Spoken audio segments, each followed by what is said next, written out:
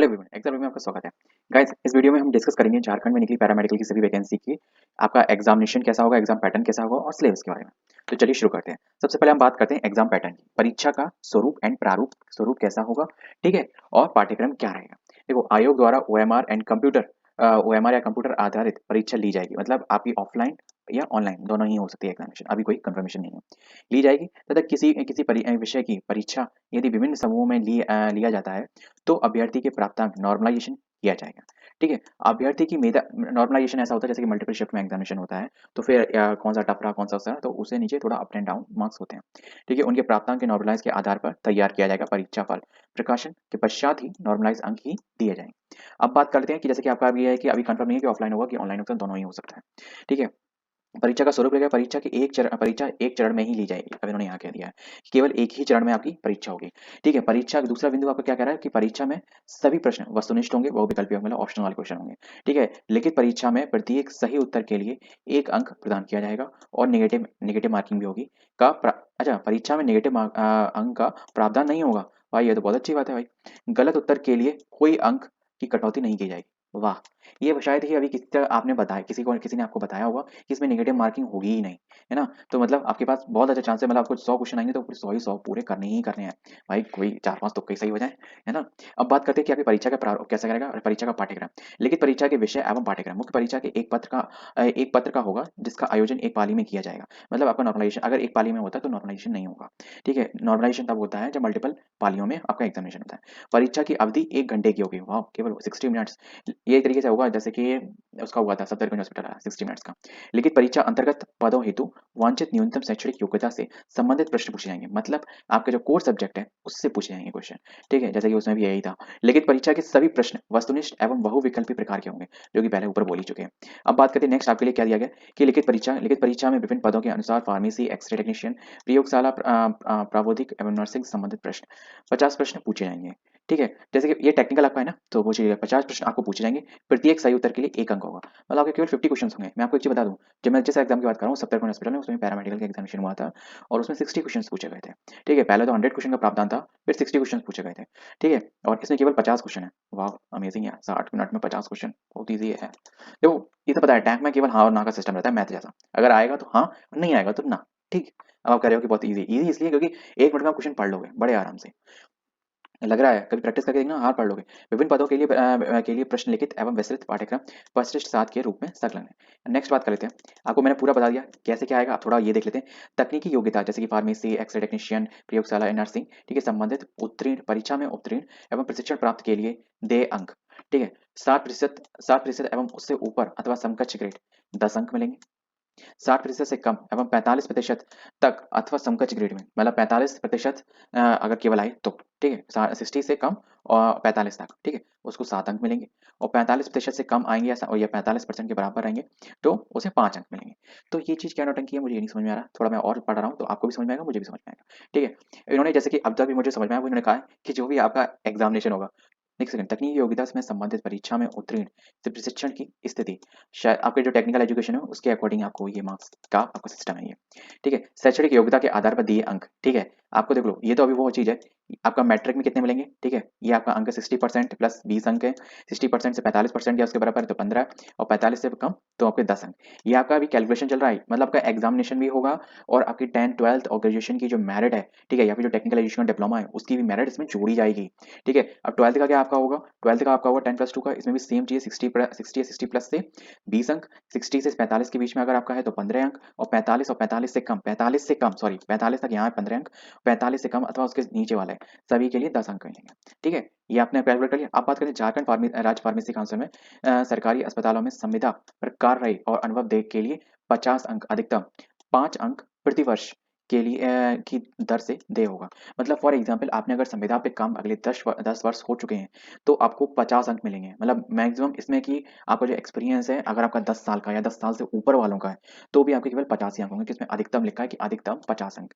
तो मतलब आपका जो जो आपका एक्सपीरियंस है 10 ईयर्स का या 10 से प्लस वालों के लिए भी केवल 50 अंक रहेंगे। फिर बाकी जितने कम ईयर होते जाएंगे, आपके 9 है तो आपको 45 अंक, अगर 8 है तो 40 अंक, मतलब 5 अंक पर ईयर के हिसाब से। भाई ग्रेट यार। तो टोटल मुख्य परीक्षा के आधार पर मेधावी सूची बनाई जाएगी। मुख्य परीक्षा मतलब जो आपका आपका रिटन पेपर, मतलब ऑप्शनल वाला पेपर होने वाला है।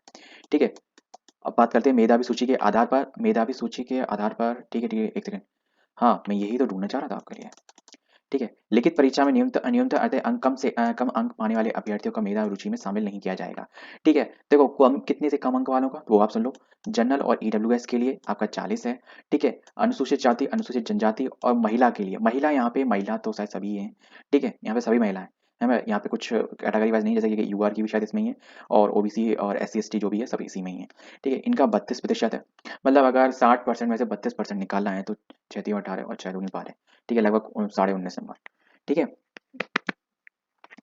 हाँ, ठीक है, 19.2। ठीक है, एग्जैक्ट आ गया। तो ना कुछ इस तरीके का आपको 9436 सॉरी 6424। ठीक है, तो 24 नंबर आपको मिनिमम जनरल और ओबीसी वाले कैंडिडेट को लाने पड़ेंगे, तभी आपको मतलब उसमें आगे एग्जाम मतलब आगे नेक्स्ट प्रोसेस के लिए लिया जाएगा। 24 नंबर से कम वालों को नहीं लिया जाएगा, वो आपकी कैटेगरीज है, जैसे इनके 19.5 है।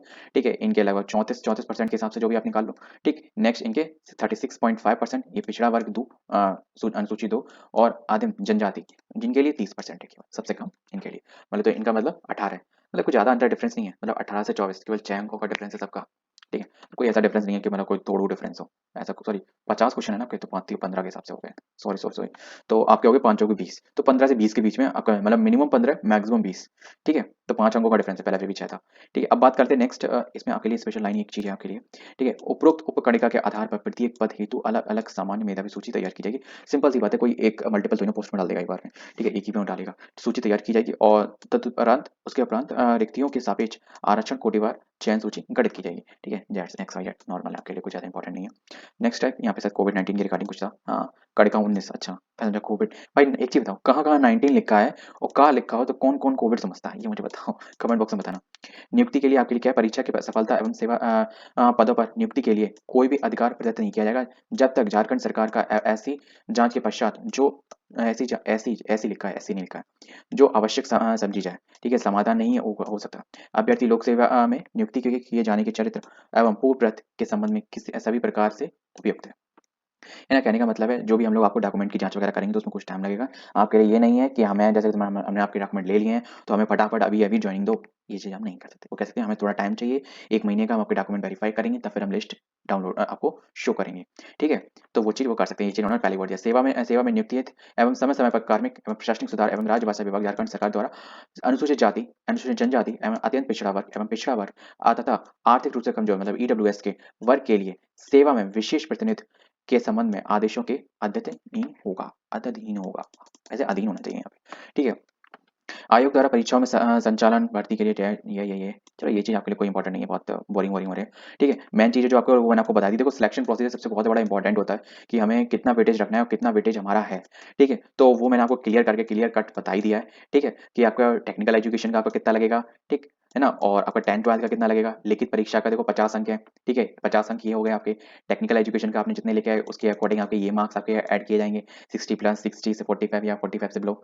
ठीक, नेक्स्ट ऐसे ही सारे 10th और 12th का। तो और आपका स्पेशल है जो भी आपका एक्सपीरियंस होगा, एक्सपीरियंस आपको सरकारी अस्पताल में, केवल एक चीज़ ध्यान रखना, सरकारी अस्पताल में संविदा पे जो कार्य कर रहे हैं ये केवल उन्हीं को बेनिफिट है। ठीक है, तभी कहते हैं भाई जहाँ मिले जगह लग जाओ, क्या पता कब समय हमें मौका मिल जाए कि हम जल्दी से प्रमोट होके और परमानेंट हो जाए। तो ये देखो ये सरकार का ही मौका है कि मतलब आपको अगर संविदा की जॉब मिल रही है तो आप उसको डिनाई ना करें, उसको एक्सेप्ट करके आगे मूव ऑन करें। ठीक है, तो जैसे कि यहाँ पे जैसे कि जिसके 10 साल हो गए उसको 50 अंक मिल जाएंगे, तो 50 अंक मिलने से काफ़ी डिफरेंस आ जाएगा उसके रिजल्ट में, है ना।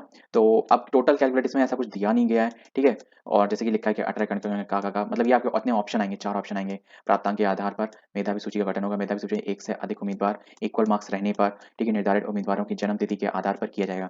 मतलब जैसे कि अगर फॉर एग्जांपल किसी कैंडिडेट की 96 दोनों बन रहे हैं, तो उनकी अगर एज ज़्यादा है, जैसे फॉर एग्जांपल किसी एक 96 है और किसी की 94 है, तो आपकी 94 वाले को फर्स्ट लिया जाएगा, 96 वाले को सेकंड लिया जाएगा। सेम ये चीज़ हर जगह ही होती है, इसमें कोई बड़ी नई बात नहीं है।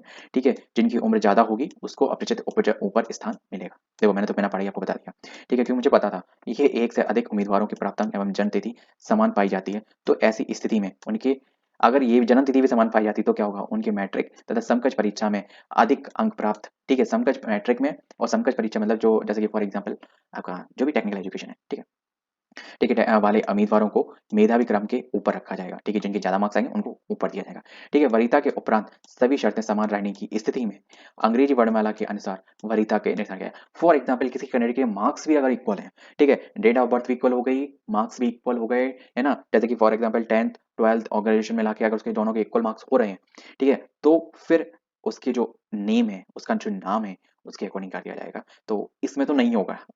अगर इसमें भी होगा ना, तो फिर वो सीन बड़ा देखने में मज़ेदार होगा। ठीक है, मेधा के आधार पर अनारक्षित पद के लिए तैयार मेधावी सूची के समान मापदंड, ठीक है, आरक्षित चलो ठीक है, इसमें कोई ऐसा कुछ नहीं है। ठीक है, आपको जो एक मिनिमम एलिजिबिलिटी जो आपको बता दी, आपको मिनिमम 20 नंबर होने चाहिए और मैक्सिमम सॉरी मिनिमम 15 मैक्सिमम 20। ठीक है, तो ये आपके मतलब मिनिमम जैसे कि आदिम जनजाति के लिए मिनिमम 15 है। ठीक है, फिर 5 15 के साथ सीधा-सीधा हो गया 30%। और 40% है तो वो 20 हो गया। That's it. ठीक है, जो कि यूआर और ईडब्ल्यूएस कैंडिडेट के लिए। तो बाकी फिलहाल इस वीडियो में मैं आपको मैंने पूरा सिलेबस बताया, पूरा एग्जाम पैटर्न बता दिया, आपका सिलेक्शन प्रोसीजर बता दिया, ठीक है, और आपके मार्क्स कैसे काउंट होंगे वो बता दिया। अब मैं नेक्स्ट वीडियो में डिस्कस करूंगा इसका individually syllabus 1 to 1 her post wise. ठीक है, क्योंकि 5 पोस्ट है, 5 पोस्ट का एक वीडियो में अगर मैं डिस्कस करूंगा तो वीडियो बहुत लंबी हो जानी है। ठीक है, तो मिलते हैं नेक्स्ट वीडियो में कि आपके जो इन्होंने बोला है कि कोर में केवल कोर आएगा, कि कुछ और स्पेशल भी रहेगा आपके लिए। ठीक है, तो मिलते हैं नेक्स्ट वीडियो में। जय हिंद।